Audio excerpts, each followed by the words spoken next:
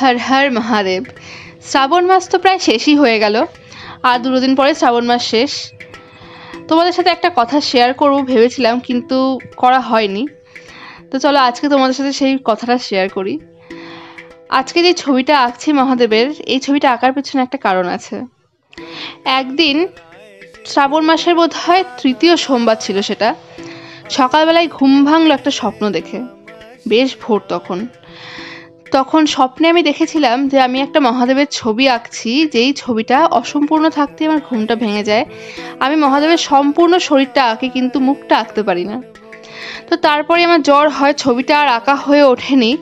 তো সেই আঁকাটা শেষ করলাম, আর ভাবলাম তোমাদের সাথে এই কথাটা শেয়ার করি। অদ্ভুতভাবে এই ছবিটা আঁকা হয়েছে। আমার ঘরে আমি অনেক ঠাকুরের ছবি এঁকেছি, কিন্তু মহাদেবের ছবি কখনো সেভাবে আঁকা হয়নি। আমি ভাবতাম আগে যে মহাদেবের ছবি আমি কেন আঁকি না, এত ঠাকুরের ছবি আঁকি আর যার পুজো করি তার ছবিটাই আঁকতে পারি না। তো এইভাবেই মহাদেবের ছবিটা আঁকা হলো। হয়তো মহাদেবেরই ইচ্ছে ছিল যে মহাদেবের একটা ছবি আমি আঁকি। জানো তো, আমি না মাঝে মাঝে এটা ফিল করি যেন মহাদেবের ছত্রছায়ায় আমি আছি।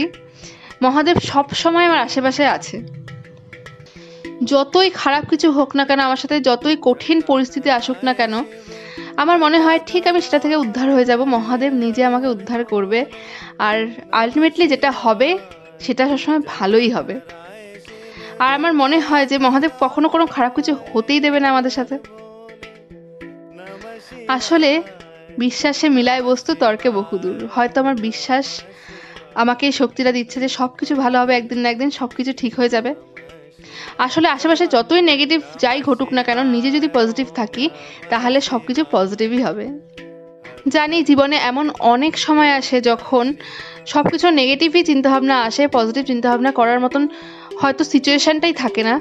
তখন শুধুমাত্র যেই দেবতার আরাধনা করো তার উপর বিশ্বাসটা রেখো, দেখবে ভালো সময় আসবেই। তো যাই হোক, আমার কাজটা তো কমপ্লিট হয়ে গেছে কথা বলতে বলতে। কেমন হয়েছে সেটা কিন্তু কমেন্টসে জানাতে একদম ভুলো না। আর যদি ভালো লাগে তাহলে সবাই কমেন্টসে এসে বলে যেও হর হর মহাদেব, ওং নমঃ শিবায়।